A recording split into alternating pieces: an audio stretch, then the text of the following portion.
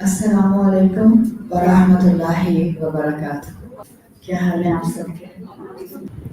अल्हम्दुलिल्लाहि रब्बिल आलमीन वस्सलातु वस्सलामु अला अशरफिल अंबियाइ वल मुरसलीन व अला आलिहि व सहबिहि व मन इस्तन्ना बिसुन्नतिहि इला यौमिद्दीन। अल्लाहुम्मा जअलना मिनहुम व मिनल लज़ीना आमनु व अमिलुस सालिहात व तवासौ बिल हक़्क़ि व तवासौ बिस सब्र। आमीन या रब्बल आलमीन। ثم أما بعد فأعوذ بالله من الشيطان الرجيم بسم الله الرحمن الرحيم رب اشرح لي صدري ويسر لي أمري واحلل عقدة من لساني يفقه قولي اللهم ثبتنا عند الموت بلا إله إلا الله۔ اے ہمارے اللہ، ہمیں ہماری موت پر کلمہ لا الہ الا اللہ پر ثابت قدم رکھیے، آمین یا رب العالمین۔ سورۃ فاطر میں اللہ تعالیٰ فرماتے ہیں اس دنیا کی حقیقت کے بارے میں۔ ویسے تو قرآن میں دنیا کے بارے میں کئی آپ کو آیات ملتے ہیں، لیکن آپ کسی ایک آیت کو اپنے لیے انسپریشن بنا لیتے ہیں اور پھر آپ اسی کے گرد اپنی بات کو کرتے ہیں۔ سورۃ فاطر میں اللہ تعالیٰ فرماتے ہیں یا ایھا الناس ان وعد اللہ حق، اے لوگو اللہ کا وعدہ حق ہے، یعنی اللہ جو بھی کہتا ہے وہ سچ ہوتا ہے۔ فلا تغرنکم الحیات الدنیا، تمہیں دنیا دھوکے میں نہ ڈالے، ولا یغرنکم باللہ الغرور، اور جو سب سے بڑا دھوکے باز ہے وہ تم کو کسی طرح سے ڈیلوژن کا شکار نہ کرے۔ اب جب ہم اس دنیا کے بارے میں اور اپنی زندگی کے بارے میں اور اپنے مسلمان ہونے کے بارے میں مستقل کچھ نہ کچھ کسی نہ کسی اینگل سے دیکھتے اور پڑھتے ہیں، ہم اس دنیا میں کئی طرح کی سوچوں کا شکار ہو جاتے ہیں۔ آپ دیکھیں ہماری اس دنیا کے اندر سوچیں بدلتی رہتی ہیں۔ جب ایک انسان پیدا ہوتا ہے، چھوٹا بچہ، اس کی صرف ضرورتیں ہوتی ہیں، خواہشات نہیں ہوتی۔ مثال کے طور پر ایک بالکل نیو بورن ہے، اس کی خواہشات نہیں ہوتی ہیں۔ آپ کہیں کہ اس کی خواہش ہے کہ وہ اپنی ماں کی گود میں صرف رہے، ابا کی گود میں نہ جائے۔ جب انسان پیدا ہوتا ہے تو اس کی صرف ضروریات ہوتی ہیں۔ پھر تو تھوڑا بڑا ہوتا ہے، 1 سال کا ہو گیا، 1.5 سال کا ہو گیا، 2 سال کا ہو گیا، اب اس انسان کو کھیل چاہیے ہوتا ہے، کوئی اس کے ساتھ کھیلے، کوئی اس کو انٹرٹین کرے، کوئی کسی طرح سے اس کے ساتھ جو ہے وہ ٹائم اسپینڈ کرے۔ آپ بچوں کے ساتھ باتیں کرتی رہتی ہیں، بچے جواب نہیں دے رہے ہوتے، صرف رسپونڈ کر رہے ہوتے ہیں۔ پھر یہی انسان بڑا ہوتا ہے، اب اس کو اس کھیل کے ساتھ ساتھ کچھ انٹرٹینمنٹ الگ طرح سے چاہیے ہوتے ہیں۔ آپ کے بچے بڑے ہوتے ہیں، پہلے آپ کا بچہ 1-1.5 سال کا تھا، آپ اس سے باتیں کرتی رہتی تھی، اب آپ کا بچہ 2.5-3 سال کا ہو گیا، اب آپ کے بچے کو انٹرٹینمنٹ کسی طرح سے چاہیے تو آپ اس کو کارٹون لگا کر دے دیتے ہیں۔ بہت سی مائیں تو 1.5 سال کے بچے کو بھی کھانا کھلاتے ہوئے کارٹون ہاتھ میں پکڑا دیتے ہیں، ٹیبلٹ کے اوپر یا آئی فون کے اوپر یا اپنے کسی بھی فون کے اوپر۔ تو جب بچہ اور بڑا ہوتا ہے، اب اس کو صرف کھیلنا نہیں ہے انسانوں کے ساتھ، اب اس کے اندر ایک خواہش اور آتی ہے کہ اس کو انٹرٹینمنٹ چاہیے۔ پھر جب یہ انٹرٹینمنٹ والی ایج سے اور آگے آتا ہے انسان، جس کو ہم کہتے ہیں ٹین ایج، جب آپ ٹین ایج میں آتے ہیں اب انسان کے اندر خواہشات کی ایک دم سے یلغار آتی ہے، ایک حملہ ہوتا ہے خواہشات، اور خواہشات کا بھی ایسے حملہ ہوتا ہے کہ انسان کو خوبصورتی اپیل کرنے لگ جاتی ہے، خود بھی خوبصورت نظر آنا ہے اور ہر خوبصورت چیز آس پاس اچھی لگتی ہے۔ پھر انسان یہاں رکتا نہیں ہے، اسی دنیا کے اندر یہ انسان آگے اپنے اور عمر کے مراحل طے کرتا ہے اور آگے جاتا ہے۔ اب اس کے اندر خوبصورتی کے ساتھ ساتھ کمپٹیشن آنا شروع ہو جاتا ہے۔ یہ جو آپ پیچھے جتنے بھی ڈفرینٹ ادوار انسان کے دیکھ رہے ہیں، جہاں ضروریات تھیں، پھر اس کے بعد کھیل آیا، پھر اس کے بعد انٹرٹینمنٹ آیا، پھر اس کے بعد خوبصورتی آئی، اور اب انسان کمپٹیشن میں آ گیا۔ یاد رکھیں جب ہم ڈفرینٹ سٹیجز پر جاتے ہیں تو ایسا نہیں ہوتا کہ اب جب ہم کمپٹیشن کی ایج میں آ گئے ہیں تو اب ہمیں خوبصورتی اپیل نہیں کرتی، یا اب ہمیں انٹرٹینمنٹ نہیں چاہیے، یا اب ہمیں جو ہے ضروریات نہیں رہ گئیں۔ یہ سب اپنے ساتھ ساتھ چلتی ہیں، لیکن ہر عمر کے ایک ایرا کے اندر انسان کی کوئی ڈومینیٹنگ خواہشات کے معاملات بڑھنے لگ جاتے ہیں۔ اب انسان کے اندر کمپٹیشن آتا ہے۔ یہ وہ عمر ہوتی ہے جس میں انسان یا تو یونیورسٹی میں آ گیا، یا اپنا کریئر پرسو کر رہا ہے، یا اس نے اپنی جاب شروع کر دی ہے، یا اس نے اپنا بزنس شروع کر دیا ہے، اب کمپٹیشن ہونا شروع ہو جاتا ہے۔ اور آپ دیکھیں یہ کمپٹیشن انسان کے ساتھ پھر اس کی موت تک چلتا ہے، مستقل چلتا ہے، سائیکل بڑھتا رہتا ہے. انسان کی شادی ہوتی ہے، اللہ اس کو اولاد دے دیتا ہے، پھر دوبارہ سے یہ سائیکل آگے سے آگے آگے سے آگے بڑھنے لگ جاتا ہے. یہ دنیا کا اللہ تعالیٰ نے نظام رکھا ہے. کبھی کبھی ہم اپنی زندگی کو دیکھتے ہیں، ہم اپنی زندگی میں مختلف آنے والے حالات کو دیکھتے ہیں، لوگوں کو دیکھتے ہیں، تو ہمیں بہت مرتبہ زندگی کے بارے میں کئی سوالات آتے ہیں. ایسا کیوں ہوتا ہے؟ یہ ایسا کیوں ہو گیا؟ میرے ساتھ ایسا کس طرح سے ہو گیا؟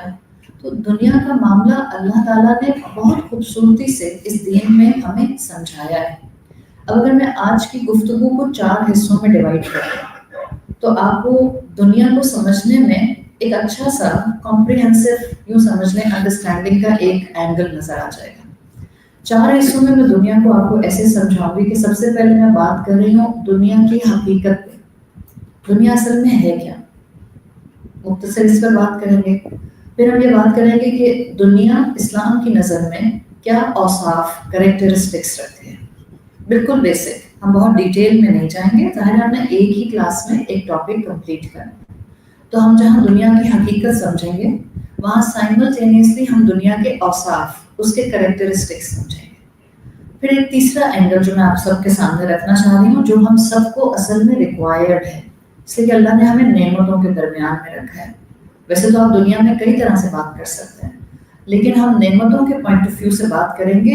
زہد کی کیفیت، دنیا سے اپنے آپ کو والنٹیرلی کسی حد تک روک کر رکھنا، دنیا میں اپنی خواہشات کو بہت زیادہ کنٹرول سے باہر نہ ہونے دینا.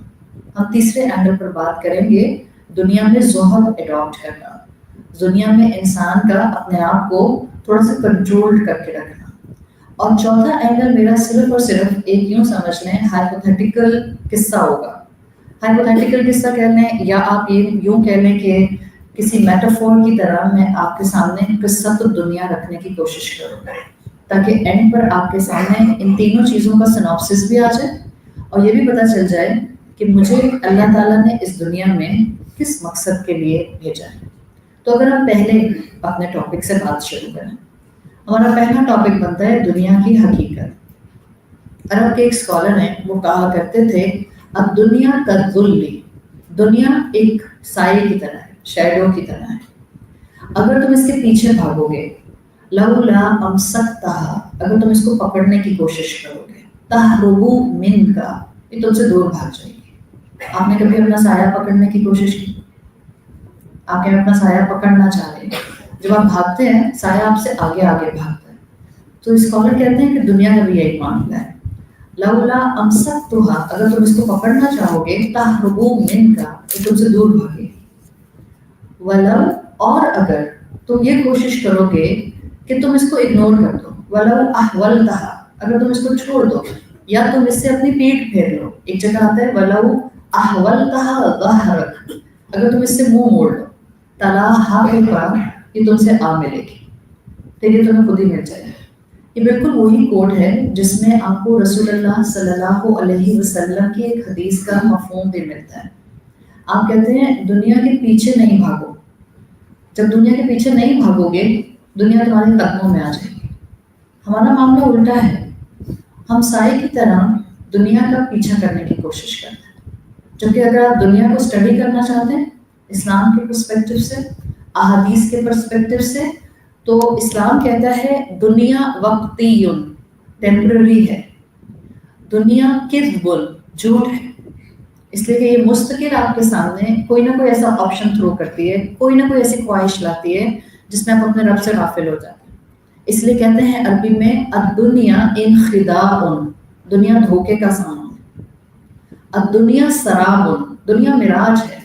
آپ معراج کو جا کے دیکھتی ہیں تو وہاں پانی نہیں ہوتا ہے، صرف آپ کو نظر آ رہا تھا کہ وہاں پانی تھا ڈیو ٹو سرٹن فینومینا. تو دنیا وقتی ہے، دنیا معراج کی طرح ہے، دنیا جو ہے وہ سراب ہے، دنیا ایک وہم ہے، دنیا ایک خیال ہے. جب آپ ان سب چیزوں کو اس اینگل سے سمجھیں گی تو ایک مرتبہ حضرت علی رضی اللہ عنہ نے کہا تھا اس دنیا میں سب لوگ اصل میں اس وقت مرے ہوئے ہیں. اصل حقیقت اس دنیا کے ان کو اس وقت پتہ چلے گی جب موت نظر آ جائے گی. اس لیے کہ جب موت دیکھتا ہے انسان تو پھر اللہ کے سارے وعدے بالکل کرسٹل کلیئر حق نظر آنے لگ جاتے ہیں. جو کچھ قرآن نے کہا تھا، جو کچھ احادیث میں آیا تھا، وہ واقعی برحق تھا، وہ سچ تھا. عیسیٰ علیہ السلام کے لیے کتابوں میں آتا ہے ایک مرتبہ یہ اس طرح کی چیزیں آپ کے لیے، جیسے آپ کہتی ہیں نا کہ بعض اوقات بعض حکایات ہوتے ہیں، اس میں آپ کو بہت سی چیزیں ہو سکتا ہے سچ نہ ہو بٹ سمجھنے کے لیے سمجھائی جاتی ہیں. عیسیٰ علیہ السلام کے لیے کتابوں میں آتا ہے کہ ایک مرتبہ عیسیٰ علیہ السلام کی دنیا سے ملاقات ہوئی. تو دنیا اس وقت ایک خوبصورت عورت کی شکل میں تھی. عیسیٰ علیہ السلام نے اس سے پوچھا، عیسیٰ علیہ السلام کو نہیں معلوم تھا یہ کون ہے. عیسیٰ علیہ السلام نے اس سے پوچھا تم کون ہو؟ تو اس نے کہا میں دنیا ہوں. عیسیٰ علیہ السلام نے کہا اچھا اس عورت کو دیکھ کے تمہارے کتنے پارٹنرز ہیں؟ تو اس نے کہا جتنے آدم کی اولاد ہیں اتنے میرے پارٹنرز ہیں، بلینز اینڈ بلینز. عیسیٰ علیہ السلام نے پوچھا تم کتنوں کے ساتھ فیتھفل رہی ہو، تم کتنوں کے ساتھ لائل رہی ہو؟ اس نے کہا نن آف دیم، کسی کے ساتھ نہیں. دنیا ہم میں سے کسی کے ساتھ فیتھفل نہیں ہے. آپ دنیا میں جتنا بھی ڈال دیں at the end of the day آپ خالی ہاتھ اس دنیا سے جاتے ہیں. آپ اس دنیا میں جتنا بھی کما لیں آپ کی قبر میں اس دنیا کا کوئی بھی حصہ نہیں جاتا. نہ آپ کے کپڑے، نہ آپ کی جویلری، نہ آپ کا گھر، نہ آپ کا بینک بیلنس، نہ آپ کے سارے ایسٹس، کچھ بھی تو نہیں جاتا. تو دنیا کانسٹنٹلی دھوکہ دیتی ہے.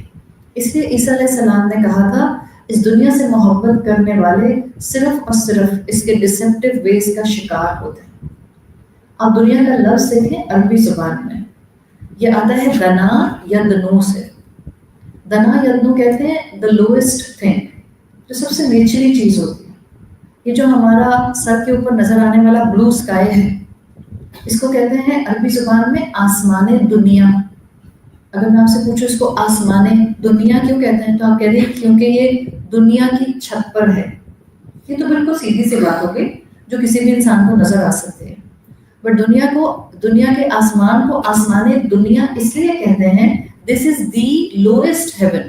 یہ پہلا آسمان ہے، اس کے اوپر دوسرا ہے، پھر تیسرا ہے، پھر چوتھا ہے، till the time you will reach to the seventh sky جس کے اوپر اللہ کا عرش ہے.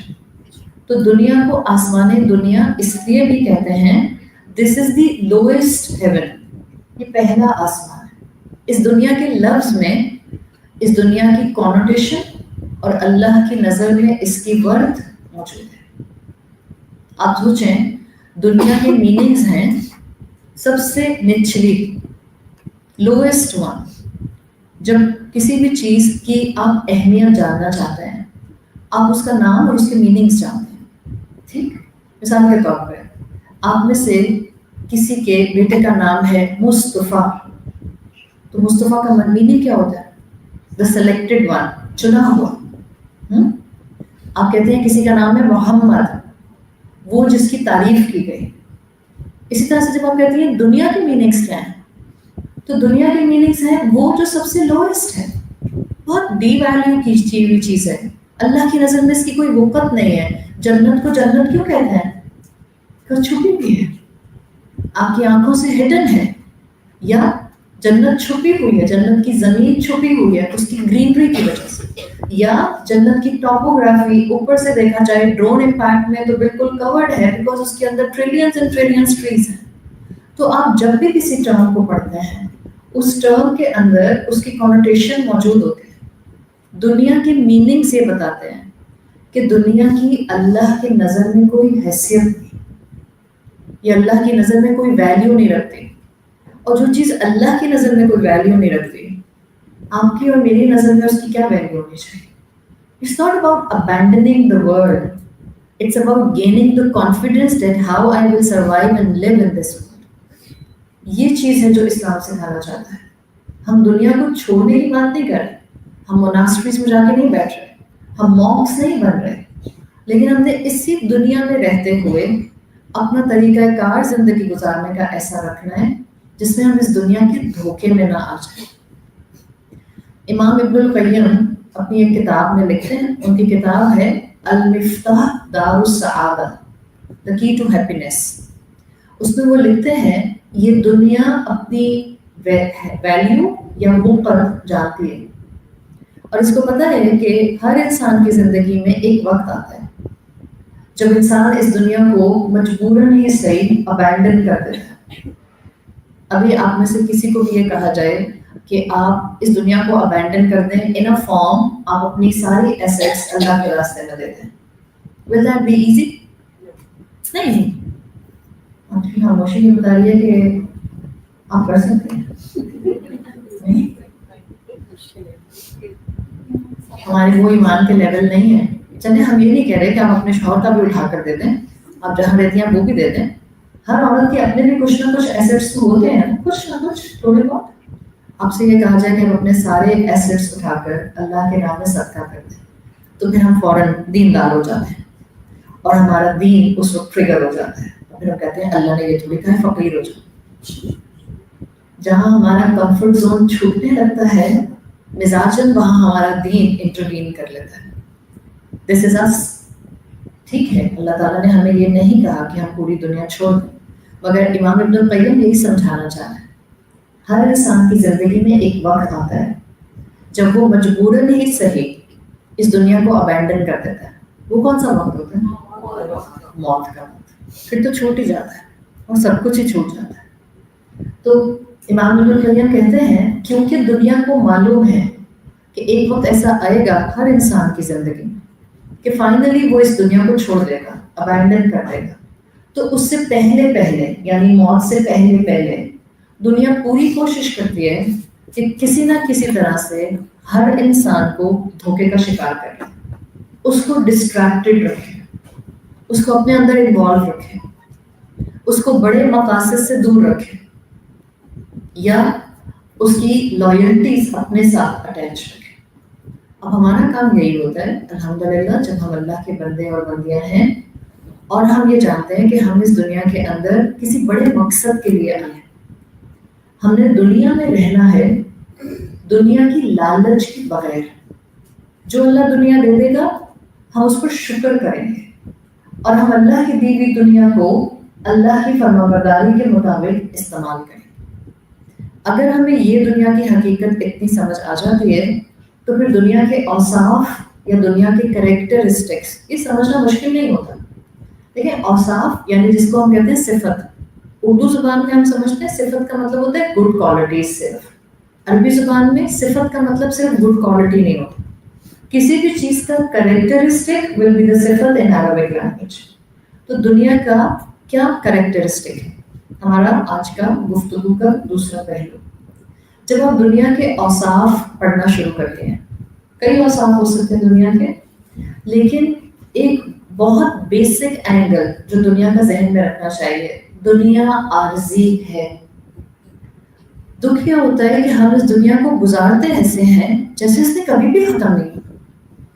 پلاننگ دیکھ رہے ہیں، اپنا مال جمع کرنا دیکھ رہے ہیں، اپنے گھروں کے اندر اپنے معاملات کو پروسیڈ کرنا دیکھ رہے ہیں جس کے اندر ہم بہت لنگر کرتے ہیں معاملات کو.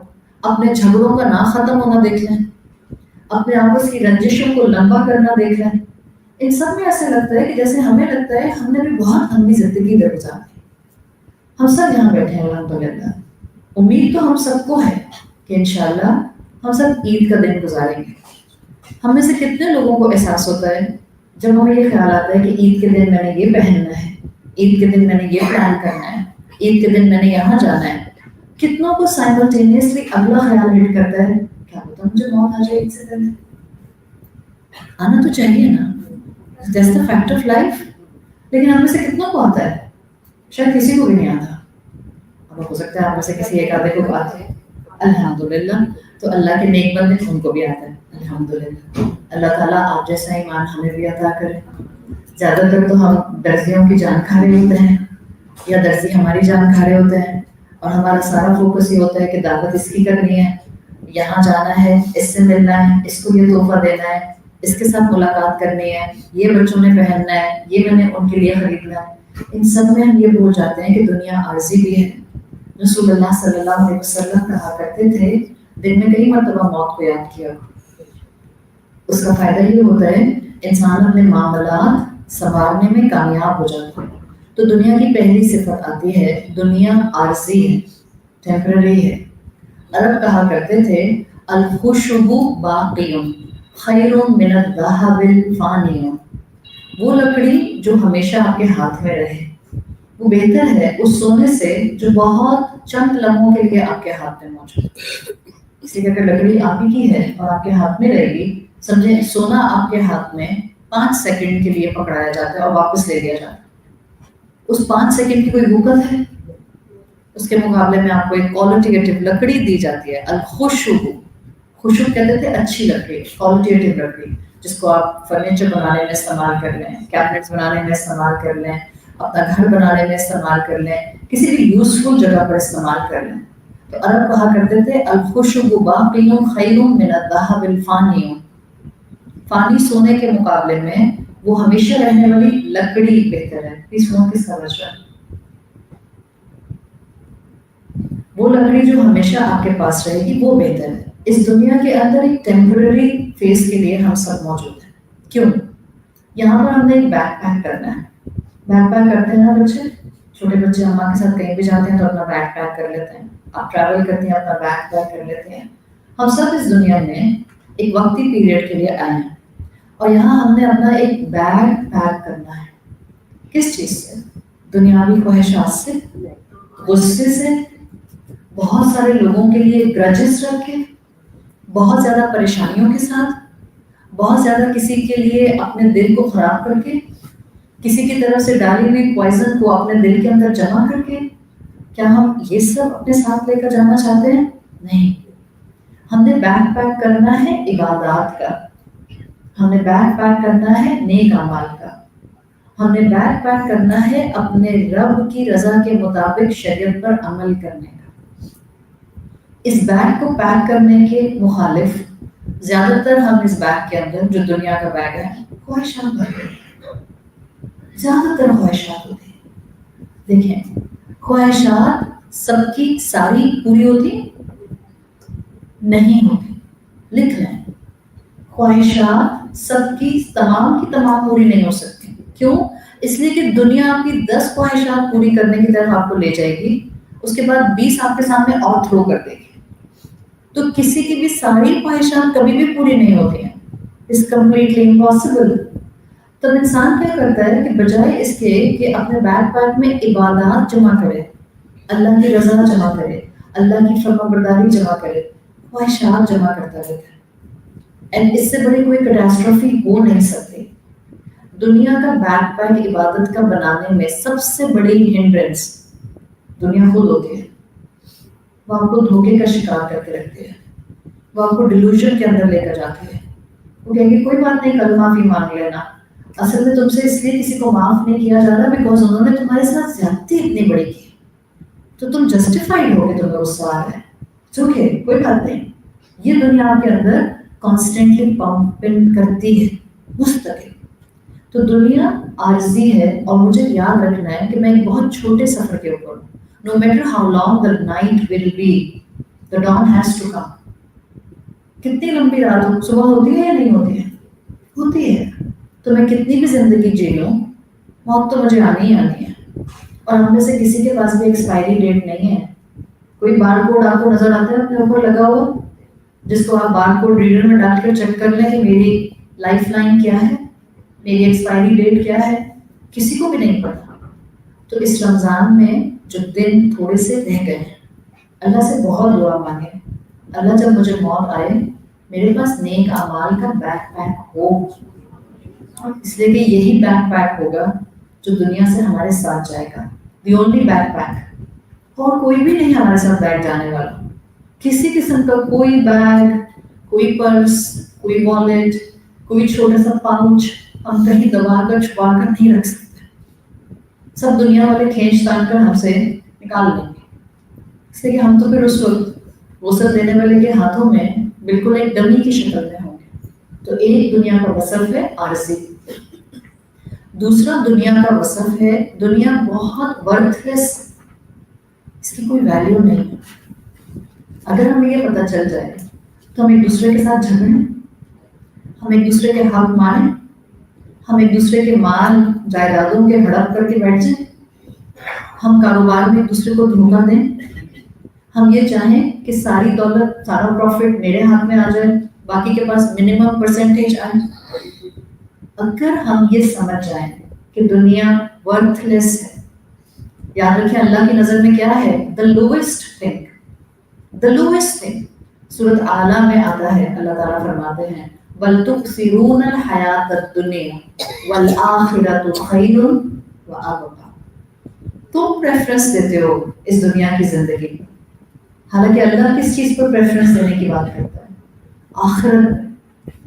آخرت وردی ہے بیکاز وہ خیر والی بھی ہے اور ہمیشہ رہنے والی ہے. دنیا ٹیمپرری ہے تو ہمیشہ تو رہے گی نہیں, تو بقا ہے نہیں. دنیا کی ورتھلیسنس ہے جو اس کو کبھی بھی خیر والا نہیں بننے دیتی. تو اس کا مطلب کیا ہے؟ اس دنیا میں کھو کے آخرت کو مت بھول جائیں. دنیا نبھائیں لیکن کسی کی دنیا بناتے بناتے یا اپنی دنیا بناتے بناتے اپنی آخرت تباہ نہ کریں. دنیا ورتھ لیس ہے. اللہ تعالیٰ رسول اللہ صلی اللہ علیہ وسلم کے ذریعے ہمیں بتاتے ہیں اللہ کی نظر میں اس دنیا کی ویلیو کیا ہے. لو تعدلوا عند اللہ, اگر اللہ کی نظر میں اس دنیا کی ویلیو یہ ہوتی جناح بعوضہ, مچھر کے پر کے برابر, ما سقا کافرا منها شربۃ ماء, اللہ کافر کو ایک گھونٹ اس سے پینے کے لیے. اگر اللہ کی نظر میں مچھر کے پر کے برابر اس دنیا کی ویلیو ہوتی. آپ نے مچھر کا پر دیکھا ہے؟ مچھر دیکھا ہے, پر نہیں دیکھا ہوگا. آپ نے دیکھا ہے؟ آپ کی آنکھیں ہیں کہ دوربین؟ اچھا, آج کل مچھر بہت ہو گیا, تو مچھر بڑا ہے تو الگ بات ہے. مچھر بہت ہونا نہیں فیکٹر. مچھر کا پر, مچھر بہت ہو گئے ذرا آبزرو کیجیے, جب بیٹھ جائے مچھر تو ذرا سکون سے بیٹھنے دیجیے. بیٹھتا ہی نہیں, کبھی نہیں بیٹھتا. Good science. بیٹھے گا بھی تب بھی اس کا پر موو کرتا رہتا ہے, اس کا پر نہیں رکتا ہے. مچھر کا پر سر کی آنکھوں سے نظر بھی نہیں آتا until unless کہ آپ امیزون فارسٹ کے مچھروں کو دیکھ رہے ہیں اور جن کے سائز بھی بہت جائنٹ ہوتے ہیں, وہاں شاید آپ کو مچھر کا پر تھوڑا بہت نظر آ جائے. پاکستانی لوکل دیسی مچھر چھوٹے چھوٹے سے, ان کے پر آپ کو نہیں نظر آئیں. اللہ کی نظر میں دنیا کی ویلیو یہ بھی نہیں. ہم روتے ہیں اللہ کو فار کو اتنا کیوں دیتا ہے. ہمارے بچے کہتے ہیں ساری best part of the world تو ان کے حصے میں آ گئے. پھر جو خواتین انگریز عورتوں کو دیکھتے ہیں اور ان کی اسکن دیکھتے ہیں, یا وہ جا کر رشیا میں خواتین کو دیکھتے ہیں, یا وہ خوبصورت سے خوبصورت علاقوں کے اندر جا کر خوبصورت سے خوبصورت عورتوں کو دیکھتے ہیں, پاکستانی عورتیں, وہ کہتی ہیں ساری یو وی لائٹ ادھر ہی کیوں آ جاتی ہے, ہماری ہی اسکن کیوں خراب ہو جاتی ہے. جب آپ کافر کے پاس نعمت کو دیکھتے ہیں تو آپ کے ذہن میں یہ بات آ جانی چاہیے کہ اللہ تعالیٰ جب دنیا دیتا ہے تو اللہ اعزاز کے طور پر دنیا نہیں دیتا. اللہ جب دنیا کی نعمتوں سے نوازتا ہے, چاہے مسلم کو نوازے یا کافر کو نوازے, جب ہمیں دنیا ملتی ہے, جب دنیا کی نعمتیں ملتی ہیں, it has nothing to do with our ایمان. اگر ایمان کی بیسس پر دنیا ملتی ہوتی تو سب سے بڑی دنیا, سب سے زیادہ دنیا, سب سے زیادہ دنیا کا مال کس کے پاس ہوتا؟ رسول اللہ صلی اللہ علیہ وسلم. سب انبیاء کے پاس مال ہوتا, سب رسولوں کے پاس مال ہوتا. تو یہ دنیا میں آپ کو ایک سرٹن لیول آف نعمتیں اور لگژری مل جانا, this is not the sign of ایمان ایٹ آل. یہ تو اللہ کسی کو بھی دے دیتا ہے. اس لیے اللہ کہہ رہا ہے میری نظر میں اس چیز کی کوئی ویلیو ہی نہیں. مثال کے طور پر آپ کے گھر میں اخبار کی ردی پڑی ہوئی ہے 15 کلو, آپ یہ دیکھ کر دیں گے کہ کون سا کباڑیاں مجھ کو پسند ہے, تو میں 15 کلو کی ردی اسی کو دوں گی. یا آپ کہتے ہیں بھائی جو بھی کباڑیاں ہیں آ کے لے جاؤ, آپ یہی کہتے ہیں, آپ گارڈ سے کہتے ہیں بھائی جو بھی کباڑیا آئے گا نا یہ 15 کلو اخبار اس کو دے دیں. اب آپ آج کے بعد دنیا کو بھی اسی طرح ردی اخبار سمجھیں, اور جس کو دنیا مل رہی ہے اور اس دنیا کے ساتھ اللہ کی فرما برداری نہیں ہے, اللہ کی نظر میں وہ کباڑیا ہی ہے, ناقص العقل کباڑیا, چاہے دنیاوی لحاظ سے کتنا بھی ہائی آئی کیو لیول کا کیوں ہو. یاد رکھیے گا. Such are the examples, these are the crude ones, but these are the hard facts. اللہ کی نظر میں اس دنیا کی کوئی ویلیو نہیں ہے. اس لیے اللہ جب کافر کو, نافرمان کو دنیا دیتا ہے تو اللہ تعالیٰ کو فرق نہیں پڑتا کہ اس کو کتنی دنیا مل رہی ہے. نہ اللہ کی نظر میں اس کو دیے جانے والا مال اہم، نہ اللہ کی نظر میں وہ کافر اہم، نہ اللہ کی نظر میں اس کافر کا ویسل اہم، اس کا جسم اہم. اور اگر اللہ کسی مومن کو مال دے رہا ہے تو پھر ہم اس کو کہاں پلیس کریں گے؟ ہم کہتے ہیں اسلام تو ہمارا کانسیپٹ درست کرتا ہے. کافر کے معاملے میں تو نظر آ گیا. اب اپنے بچوں سے کہہ سکتے ہیں بیٹا اللہ کی نافرمانی کے ساتھ جتنا بھی مال ہو اس میں خیر نہیں ہوتی، وہ باقی نہیں ہوتا. But what about if you are in a position to see a believer جس کے پاس بہت مال ہے، وہ اللہ کا فرما بردار بھی نظر آ رہا ہے اور وہ آپ کو بہترین طریقے سے ایمان کی کیفیت میں بھی نظر آ رہا ہے. اب ہم کیا کریں گے؟ اب لاپ سائڈڈ آپ کا پوائنٹ آف ویو نہیں ہونا چاہیے کہ آپ نے اچھا متقی انسان کے پاس مال یقیناً حرام سے ہی کمایا ہوگا. یہ بھی ہمارا مسئلہ ہے، ہم بیلنس آؤٹ کر جاتے ہیں. جیسے اللہ کو کافر کے ویسل سے، اس کے جسم سے کوئی سروکار نہیں ہے، اللہ نے امتحان کے طور پر اس کو نعمت دی ہے. اسی طرح سے اگر کسی نیک انسان کے پاس مال و دولت ہے تو وہ اس کے ایمان کی وجہ سے نہیں ہے، وہ رزق کا ڈسٹریبیوشن ہے. اور رزق کے ڈسٹریبیوشن میں اللہ تعالیٰ نے کوئی ایز سچ کرائٹیریا نہیں رکھا. ایک روایت آتی ہے، ایک نریشن حدیث کی، جس کا مفہوم آتا ہے رسول اللہ صلی اللہ علیہ وسلم کہتے ہیں آدم علیہ السلام کو ان کی تخلیق کے بعد ان کی ساری اولاد کو دکھایا گیا. تو آدم علیہ السلام نے آبزرو کیا ان کی اولاد میں کسی کا رزق زیادہ ہوگا، کسی کا رزق کم ہوگا، کوئی فرما بردار ہوگا، کوئی نافرمان ہوگا. آدم علیہ السلام کی اولاد میں کوئی بہت خوبصورت ہوگا، من دون ذالک کوئی بس اس کے علاوہ ہوگا.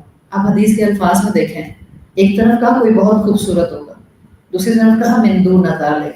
یہ نہیں کہا دوسری طرف کوئی بدصورت ہو، اس لیے کہ اللہ کی نظر میں کوئی بدصورت نہیں ہوتا ہے. تو اللہ کے رسول صلی اللہ علیہ وسلم کہتے ہیں آدم علیہ السلام نے دیکھا کہ میری اولاد میں کچھ خوبصورت ہیں، کچھ اس کے علاوہ ہیں، کچھ مالدار ہوں گے، کچھ بغیر مال کے ہوں گے، کچھ کی زندگی میں آزمائشیں ہوں گی، کچھ کی زندگی میں خوشیاں ہوں گی. تو آدم علیہ السلام حیران ہو گئے. تو انہوں نے اللہ سے کہا اللہ آپ ایک صحیح پروپورشن کے اندر ان سب کے اندر سب چیزیں کیوں نہیں ڈیوائڈ کر دیتے؟ تو اللہ تعالیٰ نے جواب دیا، رسول اللہ صلی اللہ علیہ وسلم کی حدیث میں آتا ہے اللہ نے کہا اس لیے کہ میں ان سب سے چاہتا ہوں کہ جو جہاں ہو وہ میرا شکر گزار ہو. مالدار ہو تو بھی شکر گزار ہو، غریب ہو تو بھی شکر گزار ہو، خوبصورت ہو تو بھی شکر گزار ہو، اور اگر خوبصورتی کے علاوہ ہو اس کی ڈیفینیشن کے مطابق تو بھی شکر گزار. جب آپ اس کیفیت کے ساتھ اس دنیا کی حقیقت کو سمجھتے ہیں تو آپ کو یقین ہو جانا چاہیے جب اللہ کسی نیک انسان کو دولت سے نوازتا ہے، ایک اس کا امتحان ہوتا ہے، دو اس کا اس کے ایمان سے کوئی تعلق نہیں ہوتا. ایمان آسمانوں سے آئی ہوئی چیز ہے اور ایمان کی وقت اللہ کی نظر میں آسمانوں پر ملنے والے اجر کی شکل میں ہوگی. ہاں ہم اللہ سے دنیا کا حسنہ ضرور مانگتے ہیں، لیکن اگر اللہ آپ کو بے تحاشا دے یا اللہ آپ سے بے تحاشا لے لے تو پلیز کبھی یہ نہ سمجھیں کہ اس کا مطلب ہے کہ اللہ تعالیٰ نے مجھے سزا دی ہے.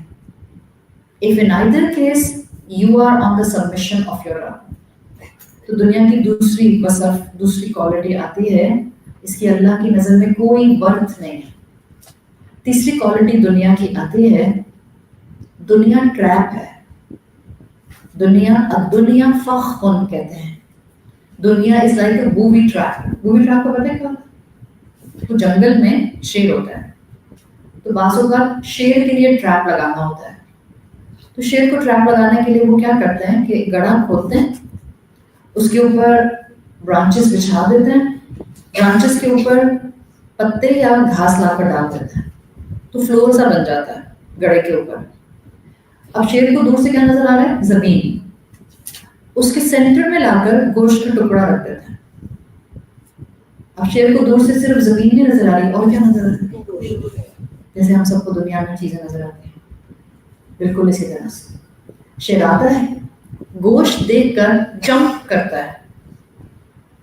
جمپ کرتا ہے تو کیا ہوتا ہے؟ اس بوئی ٹریپ میں پھنس جاتا ہے. الدنیا فخن. دنیا بھی آپ کے اور میرے سامنے خواہشات کے ٹریپ ایسے ہی پھینکتے رہتے ہیں. اب یہاں چلے جاؤ، اب یہ کر لو، اب یہ خرید لو، اب یہ بنا لو، اب یہ کر لو، اور ان سب کے اندر جو چیز مس ہوتی ہے اللہ کے راستے پر خرچ کرنا۔ خواہشات کی تکمیل میں انسان اتنا ٹریپ ہو جاتا ہے کہ اللہ کے راستے پر خرچ کرنے کے لیے اس کا ہاتھ تنگ سے تنگ ہوتا جاتا ہے۔ الدنیا فخ، امام ابن القیم کہا کرتے تھے الدنیا فخ والجاہل من اول النظرۃ افس۔ صرف جاہل انسان عربی زبان میں کہتے ہیں جس کی عقل اس کو اللہ تک نہیں لاتی۔ That's the right definition of جاہل in Arabic language۔ جس کی عقل ہے عقل مند، کوئی پاگل نہیں ہے، دیوانہ نہیں ہے، ایسی بات نہیں ہے کہ اس کو دنیا کی کوئی چیز سمجھ نہیں آتی۔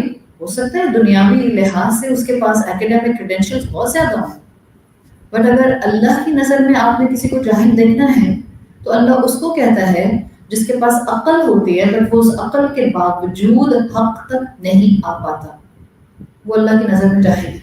امام ابن القیم کہتے ہیں جاہل وہ انسان ہے جو پہلی نظر میں ہی دھوکہ کھا جاتا ہے دنیا کی نعمتوں، اور یہ نہیں سمجھتا کہ یہ دھوکہ، یہ ٹریپ، یہ ڈیلوژن ہے۔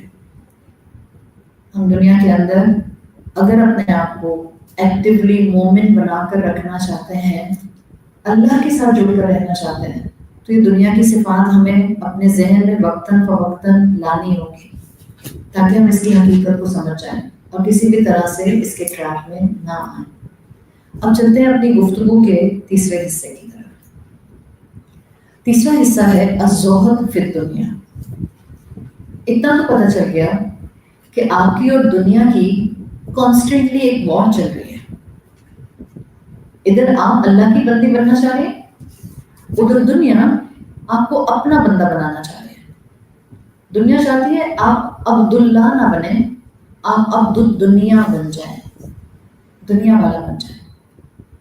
جب بھی آپ دیکھیں ڈویژن ہو گیا مسلم معاشروں میں بھی، بعض لوگ ہوتے ہیں دین والے، بعض لوگ ہوتے ہیں دنیا والے، اور وہ دنیا والے اپنے آپ کو دنیا والے نہیں کہتے، وہ کیا کہتے ہیں اپنے آپ کو، کیا ٹرم ہے ان کے لیے؟ liberal, secular, we are actually very balanced and the deen walas are extremist. ہم ریڈیکل مسلم نہیں ہیں، ہم ماڈریٹ مسلم ہیں، ہم امپاورمنٹ کے ساتھ چلنے والے ہیں۔ یہ ساری terms looks seems very fancy, لیکن اگر آپ ان کو ڈگ کریں گے ہسٹوریکل پوائنٹ آف ویو سے تو آپ کو پتہ چل جائے گا عبد الدنیا اور عبداللہ آمنے سامنے کھڑے۔ ہر ایک مسلمان جو قرآن کے ساتھ اس رمضان میں جڑا ہوا ہے اس کو اپنی شخصیت میں ایک بیلنس لانے کی ضرورت ہے۔ مسلمان بہت ہیں اس وقت، 1.8 بلین مسلمان ہیں اس وقت دنیا کے اندر، لیکن اگر آپ بیلنسڈ مسلمان ڈھونڈنے نکلیں گے تو آپ کو 1 بلین بھی نہیں ملیں گے، شاید آپ کو 90-80 ملین بھی نہ ملیں۔ بیلنسڈ مسلمان وہ جو اپنے آپ کو اس دنیا کے اندر ایسے رکھتے ہیں کہ دنیا ان کو اون نہیں کرتی۔ They have دنیا in their hands. They don't keep دنیا in their hearts. جو ہے ہمارے ہاتھ میں ہے، نعمت ہے۔ یہ جمع کر کر کے رکھنے والا مائنڈ انسان کو بہت مرتبہ اللہ کی شریعت کو مشکل بنا کر دکھاتا ہے۔ رسول اللہ صلی اللہ علیہ وسلم سے ایک صحابی نے پوچھا، یا رسول اللہ میں ایسا کیا کام کروں کہ اللہ مجھ سے محبت کرے، اور میں ایسا کیا کام کروں کہ لوگ بھی مجھ سے محبت کریں؟ یعنی یہ صحابی پوچھنا چاہ رہے تھے کوئی ایک ایسا کام بتائیں کہ اگر میں وہ اڈاپٹ کر لوں تو اللہ بھی محبت کرے اور انسان بھی محبت کرے۔ ہم سب یہی چاہتے ہیں نا کہ ہماری زندگیاں ایسی ہوں کہ اللہ بھی راضی رہے اور آس پاس کے لوگ بھی راضی رہیں۔ دیکھیے کوئی انسان نہیں چاہتا کہ کوئی بھی اس کی انسلٹ کر کے چلا جائے، کوئی انسان نہیں چاہتا کہ جس کا دل کرے کسی کو بھی بلیٹل کر دے، کوئی انسان نہیں چاہتا کہ کوئی اس کی عزت نہ کرے، ہر انسان عزت چاہتا ہے۔ تو ان صحابی نے بھی سوال کیا کہ ایسا کوئی کام بتائیں کہ اللہ بھی مجھ سے راضی ہو جائے اور لوگ بھی مجھ سے خوش ہو جائیں۔ آپ صلی اللہ علیہ وسلم نے فرمایا اذہد فی الدنیا، دنیا کا زہد اختیار کرو، یحبک اللہ، اللہ تم سے محبت کرے گا۔ حکم دیا اللہ کے رسول، اور کنڈیشن ہے، جن کو عربی آتی ہے ان کو سمجھ آئے گا. ازہد فی الدنیا یحبک اللہ، اللہ کی بنائی ہوئی اس دنیا سے خود کو والنٹریلی کسی سٹیج تک ڈیٹیچ کر کے رکھو، اللہ تم سے محبت کرے گا. آپ دنیا سے اپنے آپ کو اگر ڈیٹیچ کرتے ہیں تو کسی بڑی اسپرچل ریزن کی وجہ سے ہی کرتے ہیں، اور نہیں کرتے ڈیٹیچ اپنے آپ کو، کسی بڑے ریزن سے کرتے ہیں. جب آپ دنیا سے اپنے آپ کو والنٹریلی تھوڑا سا ڈیٹیچ کرتے ہیں، آپ دنیا کی طرف ٹوٹلی انکلائن نہیں ہوتے، اللہ آپ سے محبت کرتے ہیں. پھر آپ نے فرمایا وَازْہَدْ فِي مَا عِنْدَ النَّاسِ يُحِبَّكَ النَّاسِ، جو لوگوں کے پاس ہے اس سے بھی خود کو ڈیٹیچ کریں، لوگ تم سے محبت کریں. لوگوں کی نعمتوں پر حاسد مت بنو، لوگوں کی نعمتیں دیکھ کر آنکھیں لمبی نہیں کرو، لوگوں کی نعمتوں کے اوپر ایسا رشک کا شکار نہ ہو جاؤ کہ تمہاری نظریں لگ جائیں. کتنی بڑی بات اللہ کے رسول نے کہی. اب آپ دیکھیں، جو صحابی رسول اللہ صلی اللہ علیہ وسلم سے یہ پوچھ رہے ہیں کہ ایسا عمل بتائیں کہ اللہ بھی راضی اور بندے بھی راضی، کوئی عبادت کی چیز بتائیے اس وقت. ایک ایٹیٹیوڈ بتایا، ایک مائنڈ سیٹ بتایا، مسلمان کس طرح سے اپنا پرسیپشن رکھتا ہے یہ بتایا. آپ نے کہا دنیا میں انکلائن نہ ہو جاؤ، دنیا سے اپنے آپ کو ڈیٹیچ کر کے رکھو، اللہ راضی رہے گا. اور لوگوں کی نعمتوں سے خود کو ڈیٹیچ کریں. اگر ہم اپنی زندگیوں میں تھوڑا سا بھی نظر ڈالیں، لوگوں کی نعمتیں، لوگوں کے لائف سٹائل، خاص طور پر جب وہ آپ سے تھوڑا آگے ہوتے ہیں، آپ کو خوشی کم الجھن زیادہ دیتے ہیں. ہم کسی کے گھر سے ہو کے آتے ہیں تو ہمارے اوپر اس گھر کا ایک روب قائم ہو جاتا ہے. اگر گھر ہمارے گھر سے بڑا تھا، ہم لوگوں کو کم گھروں کو زیادہ ڈسکس کرتے ہیں. اور اللہ کے رسول صلی اللہ علیہ وسلم کہہ رہے ہیں دلوں میں ایک دوسرے کے لیے گنجائش بنتی ہے جب آپ انسانوں سے محبت کرنے لگ جاتے ہیں.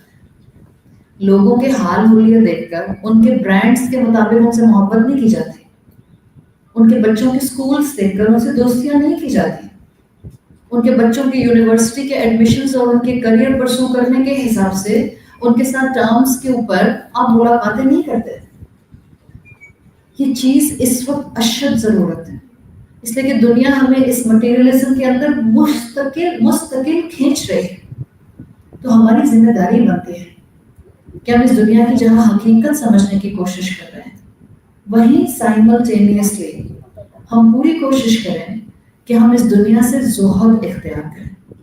اچھا، زہد کیا ہوتا ہے؟ ہم جس معاشرے میں رہتے ہیں وہاں زہد کی بہت سی شکلیں آپ کو نظر آئی ہوں گی.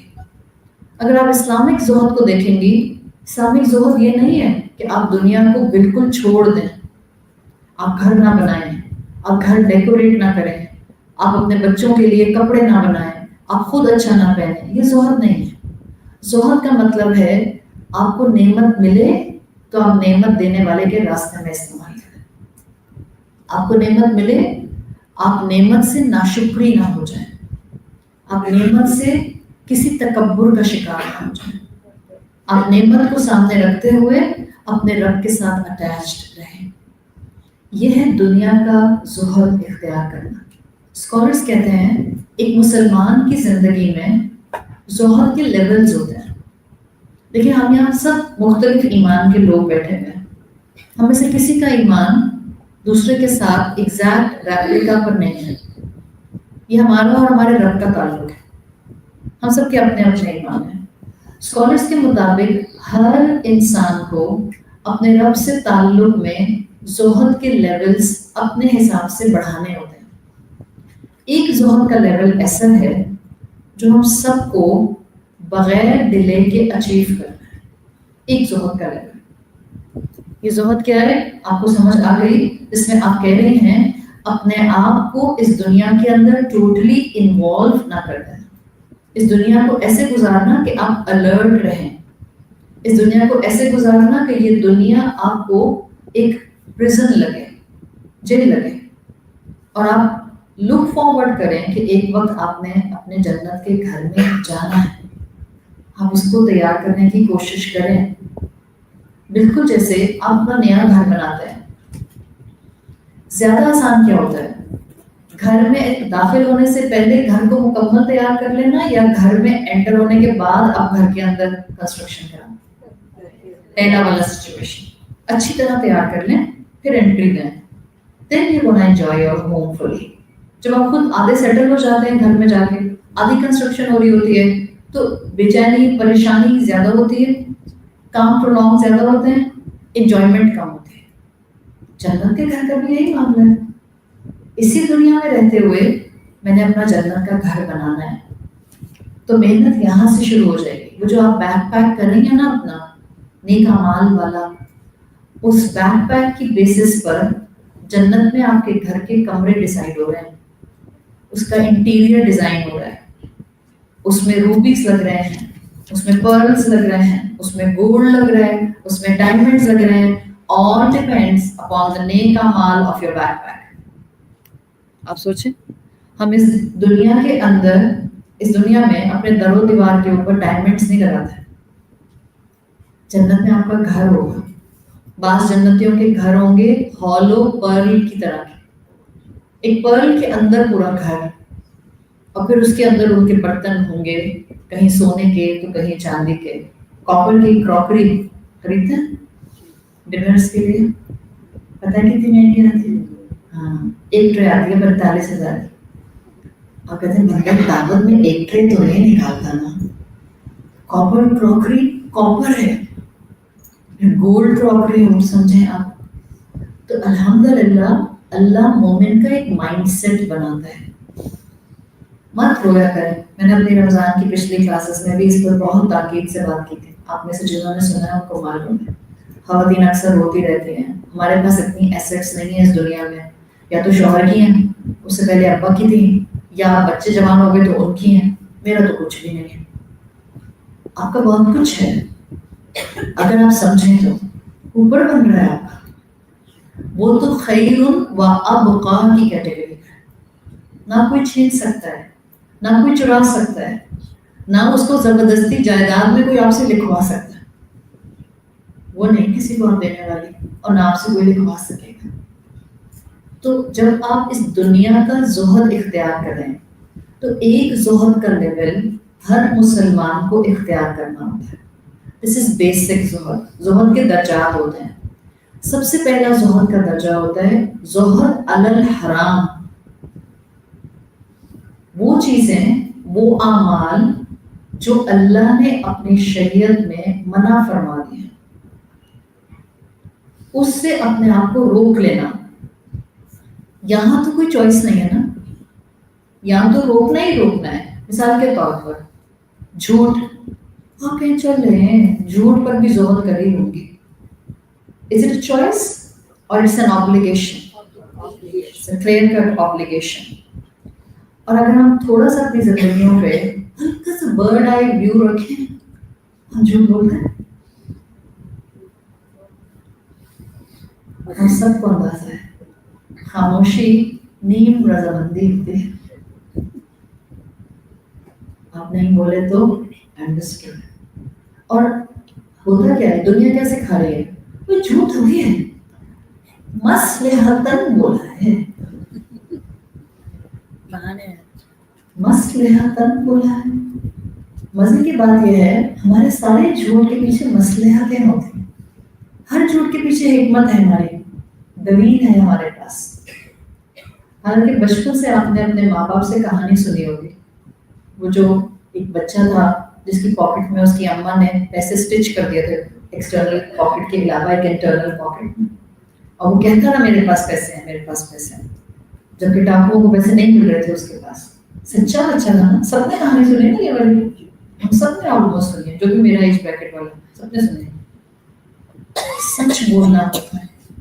सच बोलने के बाद जो आपकी जिंदगी में मुश्किल आएगी ना, लोग कहते हैं सच बोलेंगे मुश्किल आ जाएगी। चलिए तो आपका इम्तिहान आपका रब ले रहा है। ये दुनिया ठंडे ठंडे गुजारने की तो है ही नहीं। अगर ठंडा ठंडा मौका मिल जाता है जिंदगी के किसी दौर में, it's a blissful part of our life अल्हम्दुलिल्लाह। तो सच बोलना, اس کے لیے آپ کو اپنی زندگی میں خود کو پرسسٹنٹ رکھنا ہوتا ہے. زہد علی الحرام. آپ کا بیٹا ہے جوان, صحیح, اس کی کلاس فیل ہو رہا ہے اور وہ آپ کے نیبر میں بھی رہتی ہے.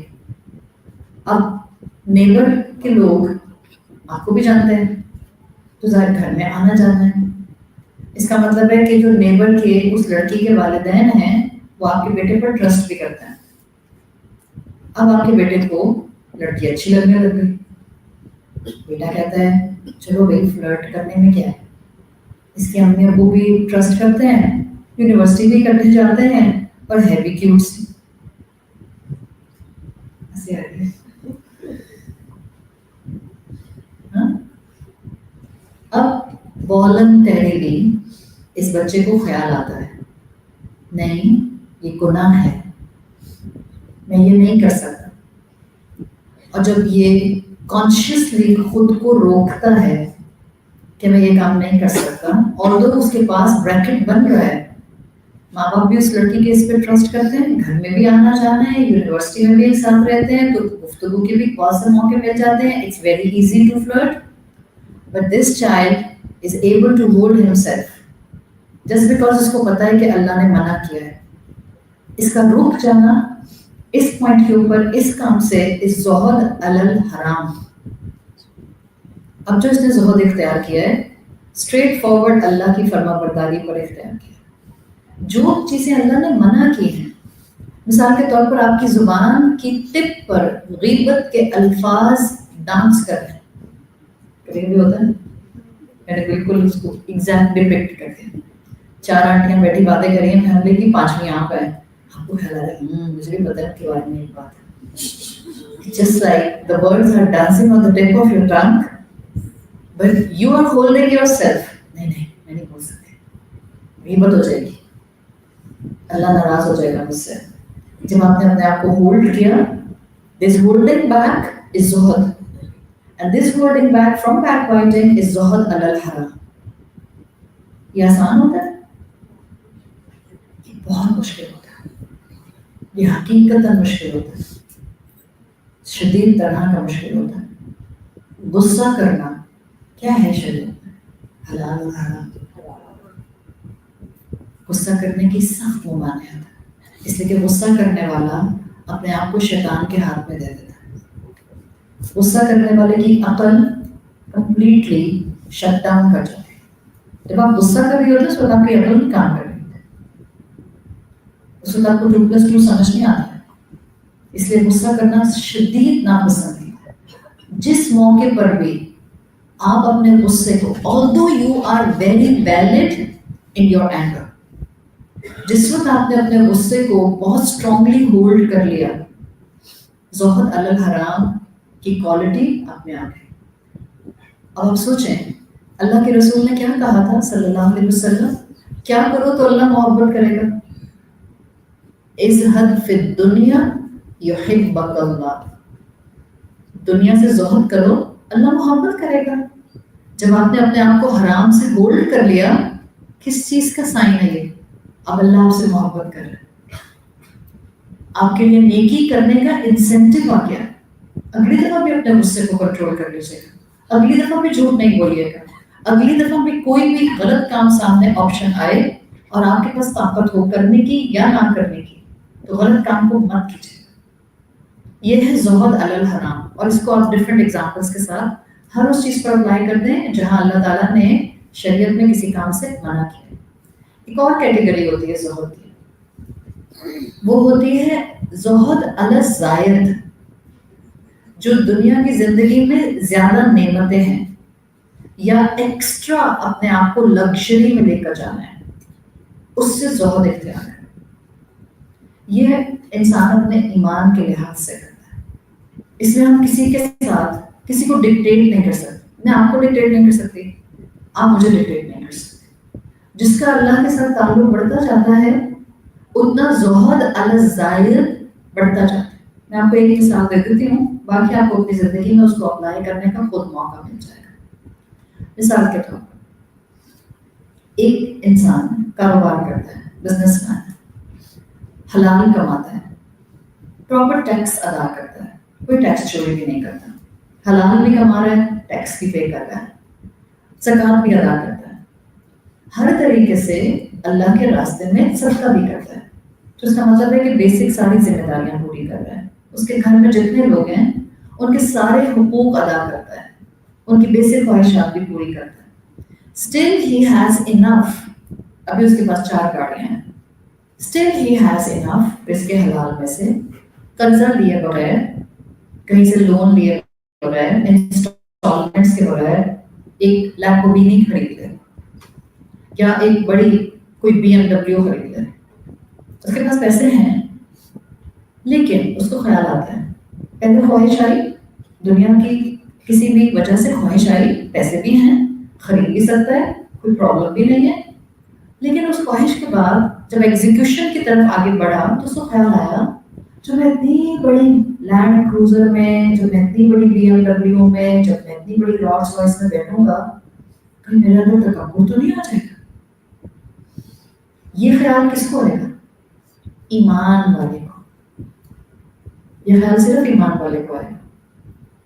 जब आप बड़ी गाड़ी में बैठते हैं, सच बताइएगा, सही वलीउल्लाह बनने की जरूरत नहीं, जब आप बड़ी ऊंची गाड़ी में बैठते हैं अच्छा फील होता है, सच पता है, शुक्रिया, सच बोल रहे हैं, हम सब इंसान हैं, हम सब की जैसे फीलिंग, अच्छा लगना बुरा नहीं है, उसी वक्त देर जुबान कहे अल्हम्दुलिल्लाह और इंसान हम्बल होकर कहे सिर्फ अल्लाह की देन, मैं इस काबिल नहीं थी, सिर्फ उसकी अता, मैं डिजर्व नहीं करती थी।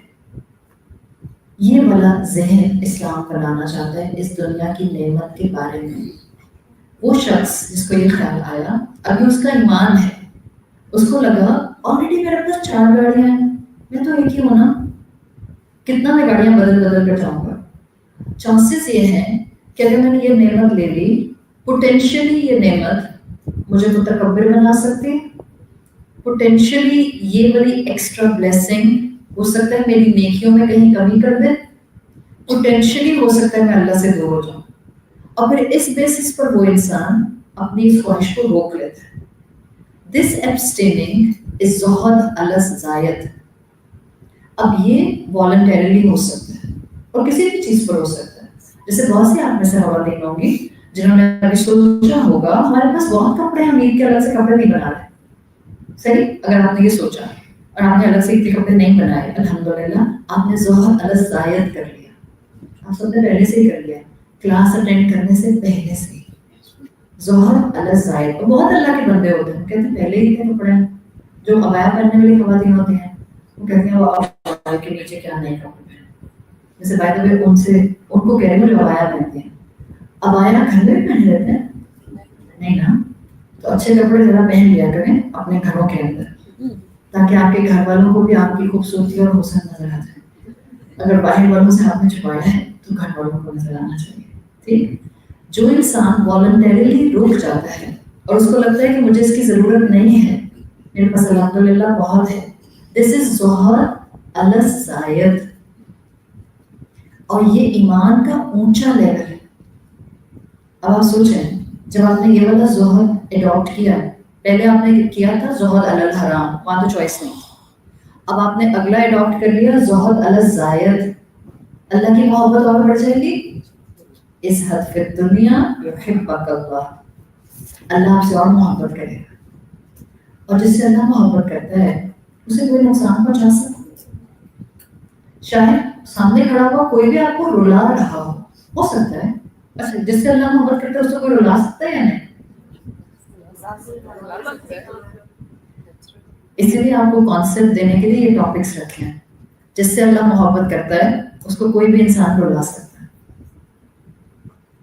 ये मत समझें जो अल्लाह का खास होता है उसके इर्द गिर्द पहरे लगे होते हैं, कोई उससे बदतमीजी नहीं कर सकता, कोई उससे कुछ छीन नहीं सकता, कोई उसकी इंसल्ट नहीं कर सकता, कोई उसकी नाफरमानी नहीं कर सकता। There isn't any such thing, दुनिया है, याद रखें। अभी बताया था मैंने, यहाँ की कामयाबी आखिरत की कामयाबी से कोई लिंक नहीं रखती, ये अलग है बिल्कुल। आसमानों की दुनिया अलग, जमीन की दुनिया अलग। कोई बहुत अल्लाह का महबूब हो, اللہ کے رسول صلی اللہ علیہ وسلم سے بڑھ کر اللہ کا محبوب کون تھا؟ تو ابو لہب کیا کرتا تھا، ابو جہل کیا کرتا تھا، عتبہ بن ربیعہ نے کیا کچھ نہیں کیا، اخنس ابن شریح نے کیا کچھ نہیں کیا. ہم سب جانتے ہیں. آپ اللہ کی پیاری ہوں اور لوگ پھر بھی آپ کے ساتھ زیادتی کریں، این ممکن ہے. آپ اللہ کی پیاری ہوں، آپ کی اولاد آپ کی فرما بردار نہ ہو، این ممکن ہے. آپ نے اپنے آپ کو اپنے رب کے ساتھ اتنا اٹیچ رکھنا ہے کہ آپ اپنا بیک پیک تیار کرتے رہیں. آپ نے اپنے آپ کو اپنے ذاتی استعمال میں اپنی نعمتوں میں زائد سے بچایا، زہد علی زائد کیا، اللہ آپ سے محبت کرنے لگ جائے گا. اور جب اللہ کی محبت کا آپ کسی بھی قسم سے کمپیریزن کرتے ہیں تو دنیا میں آپ کسی محبت سے اس کو گیج ہی نہیں کر سکتے. تھوڑی بہت ریفلیکشن ماں کی محبت میں آتے ہیں.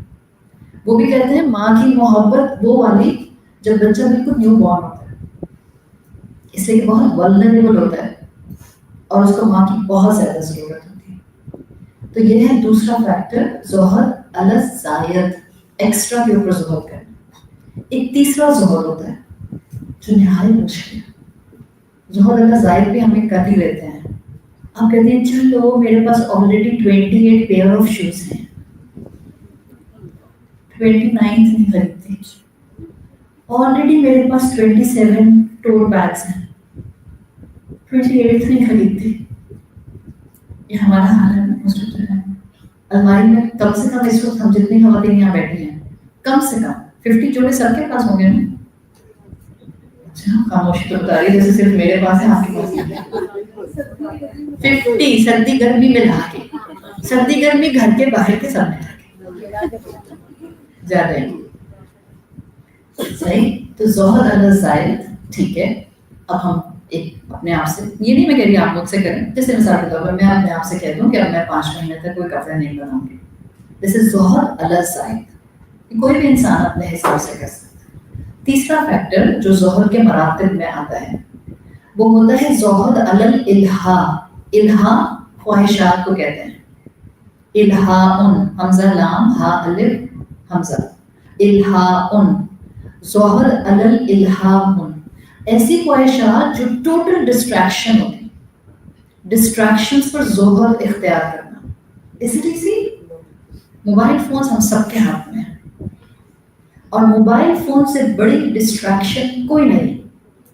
طاق رات ہے، ابھی میں نے 6 رکعت پڑھے اور میں موبائل لے کے بیٹھی. اچھا چلو تھوڑا 10 منٹ کے لیے میں ریسٹ کر لیتی ہوں. وہ 10 منٹ کبھی 10 منٹ ہوتا ہے نہیں. جب 6 رکعت پڑھ رہے تھے تو 10 منٹ لگ رہے تھے 1 گھنٹہ. اور جب ہم 10 منٹ کے لیے موبائل پر بیٹھے 1 گھنٹہ گزر گیا پتہ ہی نہیں چلا. اچھا 1 بج گیا، اچھا پتہ نہیں چلا. ڈسٹریکشن. ہم سب اللہ کی محبت حاصل کر سکتے ہیں ازہد فی الدنیا یحبک اللہ کے اینگل سے، ڈسٹریکشن سے اپنے آپ کو دور رکھیں. ابھی بھی رمضان کے آخری جاتے جاتے کچھ دن ہیں، موبائل کا استعمال کم کرتے ہیں. انٹینشنلی 10 دن کے لیے کیا سوچ کے ان 10 دنوں میں میں زہد علی الالہا کروں گی تاکہ مجھے اللہ کی محبت. آپ اپنی ماں کی خدمت کرتی ہیں، آپ کی ماں کو دعا دیتے ہیں. آپ اپنی ماں کی خدمت کرتے ہیں، آپ کی ماں کو آپ پر پیار آتا ہے. آپ اللہ کی خاطر اپنا بیلوڈ فون چھوڑیں گی، اللہ کو آپ پر پیار آئے گا؟ بالکل آئے گا. اللہ کہتا ہے میری بندی نے وہ وقت مجھے دے دیا جو یہ اپنی انٹرٹینمنٹ میں لگا دیتے. ڈسٹریکشن سے خود کو روکنا. جو لوگ ڈسٹریکشن سے خود کو روک دیتے ہیں نا انہی کے اندر زہد فی الزائد ڈیولپ ہونا شروع ہو جاتا. خواہشات کو آپے سے باہر نہیں ہونے دیتے، خواہشات کو لگام ڈال کے رکھتے ہیں، اپنی ایکٹیویٹیز پر نظر رکھتے ہیں. ان کو پتہ ہوتا ہے کہ کس ایکٹیویٹی میں اللہ کی نافرمانی ہو سکتی ہے اور یہ ہمیں کرنے کی ضرورت ہے. آپ رسول اللہ صلی اللہ علیہ وسلم کی زندگی کے بارے میں پڑھتے ہیں، ایک سے ایک آپ کو کوئی نہ کوئی ایسا قصہ ملتا ہے کہ آپ کو اپنی زندگی کو دیکھ کر شرم آتی ہے. کہ واقعی وہ تو اللہ کے حبیب تھے, وہ تو واقعی بخشے ہوئے تھے, ان کا تو مقام اللہ نے اس دنیا میں بتا دیا تھا کہ ان کو مقام محمود ملنا ہے, حوض کوثر ملنا ہے, جنت الفردوس ملنی ہے. اس کے باوجود آپ ان کی دنیا دیکھیں. حضرت عائشہ کے بھتیجے, انہوں نے ایک مرتبہ حضرت عائشہ سے پوچھا, رسول اللہ کا انتقال ہو چکا تھا صلی اللہ علیہ وسلم, انہوں نے پوچھا آپ کی رسول اللہ صلی اللہ علیہ وسلم کے ساتھ زندگی کیسی تھی؟ حضرت عائشہ نے کہا ایک چاند, پھر ایک اور چاند, پھر ایک اور چاند, ہمارے گھر میں چولہا نہیں جلتا تھا. یہ ایک چاند, ایک اور چاند اور ایک اور چاند کتنا ڈیوریشن ہے؟ 3 months. حضرت عائشہ کہہ رہی ہیں ایک چاند, پھر ایک اور چاند, پھر ایک اور چاند, اور ہمارے گھر میں چولہا نہیں جلتا تھا. اور یہ عرب کا کلچر تھا, جب وہ کہتے تھے چولہا نہیں جلتا مطلب گوشت نہیں پکا, گوشت نہیں بنا. تو ان کے بھتیجے نے پوچھا پھر آپ کیا کھاتے تھے؟ تو شی سیڈ اسودین, 2 کالی چیزیں, پانی اور کھجور. فلٹر واٹر تو نہیں ہوتا تھا ان کا, صحرا کا پانی نکلتا تھا امپیورٹیز والا. کہتی تھی اسودین, 2 کالی چیزیں, پانی اور کھجور پر گزارا ہوتا. ہمارے بچے 3 دن 4 دن bake chicken, bake fish, beef steak, اور رمضان میں اپنی پسند کی افطاری چاہیے. اور وہ پکوڑے اور چنا چاٹ والے بچے نہیں اناج کے تھے, تو پرانی جنریشن تھی ہماری والی. اب تو ہماری والی آنٹیاں بھی اس ایج کے نہیں کھاتی, ہیلتھ کانشیس ہو گئی. آبویسلی کولیسٹرول سے بھی تو اپنے آپ کو بچانا ہے. ہم سب بھی اسی ویرائٹی کھا رہے ہوتے ہیں افطار میں. آپ سوچیں اگر اس سب نعمتوں کے باوجود ہم یہ کہیں کیا ہے روز یہی کھاتے ہیں, مہینے میں 6 دفعہ اسٹیک کھائیں باہر جا کے, اور پھر یہ کہیں کیا ہے گھر میں یہی کھاتے رہتے ہیں, یا گھر میں ہر دن ہماری پسند کا کھانا ہو, اس کے باوجود ہم کہیں کچھ ہماری پسند کا نہیں بنا, تو دنیا صرف ہماری ڈسٹریکشن بن رہی ہے. کچھ میری مرضی کا نہیں ہے, کوئی میری بات نہیں سنتا, کوئی مجھے نہیں سمجھتا. یہ جو جملے ہماری زبان سے نکلیں گے, it means we are totally distracted. Totally distracted. Distraction سے اپنے آپ کو روکیں اور زہد علی الالہام کریں. ایک زہد کی ایک اور شکل بھی ہوتی ہے جو بڑی ہائیسٹ شکل ہے. ان 3 کے علاوہ بات کریں, یہ تو میں نے تینوں شکلیں آپ کو بتائی ہیں جو زہد فی اللہ ہے, اللہ کے ساتھ زہد کے معاملے میں. اگر آپ زہد فی الناس کے اینگل سے ایک بات دیکھیں تو ایک تو میں نے آپ کو سمجھا دیا, لوگوں کی نعمت پر آنکھیں لمبی نہیں کریں. جب کسی کی نعمت دیکھ کر آئیں تو پریشان نہیں ہو جائیں میرے پاس کیوں نہیں ہے. بعض خواتین دوسروں کے گھروں سے ہو کے آتی ہیں, اپنے میاں کو ڈانٹنا شروع کر دیتی ہیں, آپ کچھ کرتے ہی نہیں ہیں, آپ سارا دن صوفے پہ بیٹھے رہتے ہیں, آپ موبائل لے کے بیٹھے رہتے ہیں. فلاں کے ہسبینڈ کو دیکھیں ماشاء اللہ کاروبار کہاں سے کہاں پہنچا گیا, اچھا خاصا شوہر تھا صبح آپ کا, اور اچھی خاصی آپ تھی صبح, بس آپ کا ایک چکر اور راؤنڈ لگا کر آنے کی دیر تھی بہن کے گھر سے. آپ کا میٹر شارٹ اور بیچارے شوہر کی شامت ہے. دوسروں کی نعمتیں دیکھ کر آنکھیں لمبی نہ کریں. ہاں کوئی جنرل بات ہے تو وہ الگ فیکٹر ہوتا ہے, لیکن انسان اپنے نفس کو بہت اچھا جانتا ہے. جب آپ زہد فی الناس کے بارے میں آئیں, ایک دوسروں کی نعمت پر برکت کی دعا ضرور ہے. اپنی نعمت کو اس سے کم نہیں سمجھیں. تیسرا, انسانوں کے ذات زہد کا ایک اور طریقہ بھی ہوتا ہے, جو آپ کی تعریف کرے اس کے مقابلے میں جو آپ پر طنز کرے, دونوں کے ساتھ ایک ہی رویے کے ساتھ اخلاقی رسول کے ساتھ رہے. یہ والا زہد آسان ہے مشکل ہے؟ یہ ہے زہد.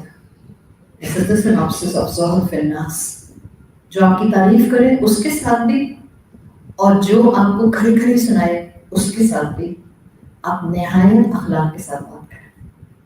اب چوتھا اور آخری حصہ, بس میں 2-3 منٹ لوں گی آگے. چوتھا اور آخری حصہ ہے قصۃ الدنیا. اب یہ میٹافوریکل کہانی ہے، صحیح ہے. ایک بادشاہ تھا، اس کی نا آج کا ہاٹ ٹاپک ہے، اس کی نا 4 بیٹیاں تھیں. ہاں آج کل تو پورا سوشل میڈیا 4 بیٹیوں کی ڈسکشن کر رہا ہے. اسلام میں اور کچھ بھی نہیں، بس 4 بیٹیوں کو بات کرتے ہیں. نہ خوف خدا ہے، نہ کسی کا احترام ہے، نہ کسی کے حقوق ادا کرنا ہے، نہ کسی کے ساتھ انصاف کا معاملہ کرنا ہے، نہ کسی کے رائٹس ادا کرنا ہے. اگر اسلام میں کوئی چیز بہت اہم ہے تو ہمارے معاشرے میں 4 شادیاں. صحیح، چلیں یہ تو سائڈ نوٹ تھا. اب کہانی سن لیں. اتفاق سے کہانی بھی ایسی ہے. ایک بادشاہ تھا، اس کی 4 بیٹیاں تھیں. جو سب سے چھوٹی بیوی تھی، وائف نمبر 4، وہ بادشاہ کو بہت پسند تھی. نہ صرف پسند تھی بلکہ بادشاہ اس سے بہت محبت کرتا تھا. اتنی محبت کرتا تھا کہ اگر بیوی کہے نا کلا بازی لگا دو تو بادشاہ کلا بازی لگا دے. He can do anything for this wife. ایسا بادشاہ ہے. اب جو سیکنڈ لاسٹ وائف تھی، وائف نمبر 3، اس سے بھی بادشاہ محبت کرتا تھا، لیکن بادشاہ کو ہمیشہ لگتا تھا کہ یہ میری بیوی مجھے کسی بھی وقت چھوڑ کر چلی جائے گی اگر اس کو مجھ سے بہتر کوئی مل گیا. تو بادشاہ کے اندر ایک خوف تھا. پیار کرتا تھا اس سے لیکن خوف کے ساتھ. پھر جو بادشاہ کی بیوی نمبر 2 تھی، وائف نمبر 2، اس سے بادشاہ کو کوئی محبت تو نہیں تھی. ہاں یہ کہا جا سکتا ہے کہ بادشاہ کا اس کے ساتھ انڈرسٹینڈنگ کا ایک لیول یہ تھا کہ جب بھی بادشاہ کو کوئی مشکل پیش آتی تھی تو بادشاہ اس وائف نمبر 2 کے پاس آتا تھا اور یہ ہمیشہ بہت اچھا مشورہ دیتی تھی. اچھا مشورہ دیتی تھی، فائدہ مند مشورہ دیتی تھی. وائف نمبر 1 جو سب سے پہلی بیوی تھی، بادشاہ کو اس سے کوئی محبت نہیں تھی. جب بادشاہ کو اس سے محبت نہیں تھی تو بادشاہ اس کی ضروریات کا بھی خیال نہیں رکھتا تھا. تو بیچاری ایک تو تھی بھی نمبر 1 سب سے پہلے، تو بیچاری بوڑھی بھی ہو رہی تھی، فریجائل بھی ہو گئی تھی، کرپلڈ بھی ہو رہی تھی، کمزور سی، ویک سی. 4 بیویاں بادشاہ کی یاد رہیں گی. اب تھا وہ بادشاہ، پر دنیا کا تو ایک اصول ہے، ہر نفس کو فنا ہے. اب کیا ہوا، بادشاہ کی موت کا وقت قریب آ گیا. تو بادشاہ کو پتہ چل گیا that I am going to die. بادشاہ نے اپنی وائف نمبر 4 سے کہا، جس سے بہت محبت کرتا تھا، جس کے لیے کچھ بھی کر سکتا تھا. بادشاہ نے کہا میں تم سے بہت محبت کرتا ہوں، میں نے وہ سب کچھ کیا جو تم نے کہا، اب میں مرنے والا ہوں، میں چاہتا ہوں تم قبر میں مجھے اکمپنی کرو. میں نے پہلے کہہ دیا تھا میٹافوریکل اسٹوری، آپ فتوا مت لگا دیجیے گا، ایسے کوئی مر سکتا ہے کسی کے ساتھ، صرف سمجھانے کے لیے.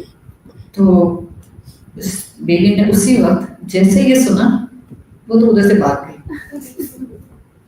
بادشاہ سے فرار ہو گئی فوراً سے پہلے کہ نہیں ایسی کوئی کہانی نہیں ہے، میری موت کا وقت نہیں آیا، وہ بھاگ گئی. جو 3rd بیوی تھی، بادشاہ اس کے پاس آیا. اس سے محبت کرتا تھا. ڈر کیا تھا اس کو، اس کے بارے میں تو پہلے سے ہی ڈر تھا.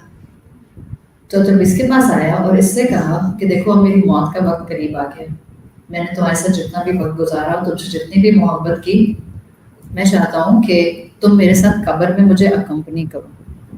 تو بیوی نے کہا کہ ایسا نہیں ہو سکتا، میں آپ کے ساتھ آپ کی اکمپنی نہیں کر سکتی ہوں، اس لیے کہ آپ سے بہتر ہے مجھے کوئی مل جائے گا. اس کو تو پہلے ہی شک تھا بادشاہ یہ مجھے چھوڑ کر بھاگ جائے گی. تو اس نے کہا کہ نہیں، آپ سے بہتر مجھے مل جائے گا، مرنے کا وقت تو آپ کا آیا ہے، میرا نہیں آیا، لہٰذا قبر میں کمپنی نہیں کروں گی، ابھی ادھر ہی ہوں جب تک آپ مر نہیں رہے. پہلی والی نے کیا کیا تھا، وہ تو پہلے ہی بھاگ گئی تھی. 3rd والی جو ہے انکار کر دیا، بتا بھی دیا آپ کے بعد میں کسی اور کو ڈھونڈ لوں گی، لیکن ابھی میں ادھر ہی ہوں.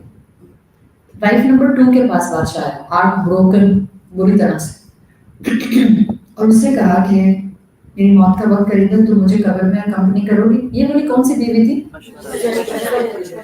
جو ہمیشہ اچھے مشورے دیتی. کہانی کیسے یاد رہتی ہے، بہت پھر دنیا یاد نہیں رہا، کہانی یاد رہے گی. ہاں تو بیوی نے کہا کہ آپ کے ساتھ قبر میں تو نہیں جا سکتے، ہاں یہ ضرور کر سکتے ہوں کہ جب آپ کا انتقال ہو جائے تو آپ کو دفنا کیا جائے. صحیح اچھے مشورے دیتی تھی نا ہمیشہ. اب بادشاہ شدید ہارٹ بروکن، شدید غم زدہ اپنے کمرے میں آ کے بیٹھ جاتا ہے. پہلی والی بیوی تو اس کو یاد ہی نہیں ہے، محبت نہیں تھی نا. جس سے محبت نہیں ہوتی یاد بھی نہیں رہتا. کتنا اچھا آپ لوگوں نے بتایا. سی لائف ٹائم ایکسپیرینس. اب بادشاہ بیچارہ اداس سا بیٹھا ہوا تھا کہ آواز آتی ہے. سر اٹھا کر دیکھتا ہے تو اس کی بیوی نمبر 1 ہوتی ہے. اور جب وہ دیکھتا ہے تو اس کو آواز سے محسوس ہوتا ہے کہ یہ تو بہت ہی کوئی کمزور آواز ہے. جب بیوی کو دیکھتا ہے تو اس کو یقین ہی نہیں آتا کہ اس کی بیوی اتنی بوڑھی ہو گئی. قدر ہی نہیں کی تھی اس کی، دیکھا ہی نہیں تھا کبھی اس کی طرف، ٹائم ہی نہیں دیا تھا. یہ بیوی کہتی ہے میں آپ کے ساتھ قبر میں جاؤں گی. یہاں تک بات سمجھ آ گئی؟ ہم سب کی یہ 4 بیویاں آپ کے لیے. It's a metaphorical story. جو چوتھی بیوی تھی، میں ریورس میں شروع کر رہی ہوں. اس کہانی میں جو چوتھی بیوی تھی وہ انسان کی جسمانی طاقت تھی. جب انسان پر موت کا وقت آتا ہے نا، سب سے پہلے اس کا نفس، اس کا جسم اس کا ساتھ چھوڑتا ہے. اگر اللہ نہ چاہے انسان اپنی آنکھیں بلنک نہیں کر سکتا. اگر اللہ نہ چاہے اور انسان نے اپنی زندگی کلمے کے مطابق نہ گزاری، انسان شہادت کی فنگر، انڈیکس فنگر اٹھا کر اشہد ان لا الہ الا اللہ نہیں کہہ سکتا. یہ جسم سب سے پہلے، یہ سینسز سب سے پہلے ساتھ چھوڑنا شروع کرتی ہیں. اسی جسم کو تو سنوارتے رہتے ہیں، اسی کو سجاتے رہتے ہیں، اسی کی تمنائیں پوری کرتے ہیں. یہ چوتھی بیوی جسم تھا، یہ آؤٹر شیل، یہ ویسل جو اس دنیا میں سب سے پہلے ساتھ چھوڑتا ہے. وہ تیسری بیوی مال ہوتا ہے انسان کا، جو آپ کے ساتھ آپ کے قبرستان تک جاتا ہے. کس شکل میں جاتا ہے؟ آپ اپنی گاڑی میں نہیں جاتی ہیں میت کی شکل، وہ تو میت بس آتی ہے. وہ جو آپ کی فیملی آپ کے ساتھ جاری ہوتی ہے، ان کے پہناؤ سے پتہ چلتا ہے کہ یہ آپ کی فیملی بیک گراؤنڈ ہے. تو کسی حد تک آپ کا مال ساتھ جاتا ہے. اگر آپ کے ساتھ ٹائٹل لگے ہوئے ہیں، ڈاکٹر، انجینئر، میجر، بریگیڈیئر، تو وہ آپ کی قبر کے اوپر لگا دیے جاتے ہیں. بس اتنا. جو بیوی نمبر 2 تھی وہ محبت کرنے والی فیملی تھی، جس کو ہم ہارڈلی ٹائم دیتے ہیں. کبھی پڑھائی کی وجہ سے ٹائم نہیں دے پاتے، کبھی کاروبار کی وجہ سے ٹائم نہیں دے پاتے، کبھی فیملیز کی وجہ سے ٹائم نہیں دے پاتے، کبھی دنیا میں ایک دوڑ میں بھاگنے کی وجہ سے ٹائم نہیں دے پاتے.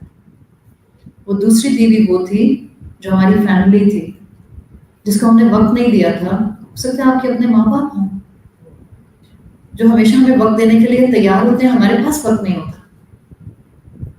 شوہروں کے لیے دیکھیں تو بیویوں کے لیے وقت نہیں ہوتا.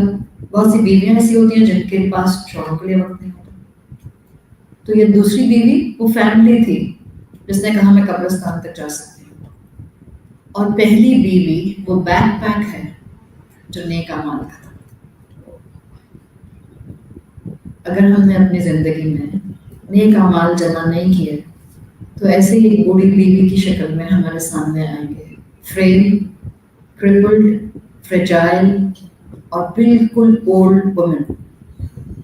اب ہم دیکھ لیں ہم اس دنیا کے اندر اللہ کی نعمتوں کے درمیان میں اس دنیا کو کیسے گزارنا چاہتے ہیں، اس کی محبت کے ساتھ، اس کی نعمتوں کو اس کے راستے میں خرچ کرتے ہوئے یا غافل ہوتے ہوئے. اللہ تعالیٰ ہمیں بہترین طریقے سے اس دنیا کا زہد عطا فرمائے. اللہ تعالیٰ ہمیں ان نعمتوں کا حق ادا کرنے والا بنا دے. اللہ ہمارے گناہوں کو معاف فرما دے. اللہ ہمیں اسلام کی وہ کیپیسٹی عطا فرما دے کہ ہم اپنی زندگی میں نافرمانیوں سے دور ہو جائیں. اللہ ہمیں اور ہماری اولادوں کو اسلام اور رسول اللہ صلی اللہ علیہ وسلم اور اللہ کی محبت عطا فرما دے. اللہ مسلمانوں پر جہاں ظلم ہو رہا ہے اللہ اپنے لشکروں سے ان کی مدد فرما دے. اللہ ہم سب کا یہاں آنا قبول فرما دے. اللہ ہمیں اس آخری عشرے میں بخش دے.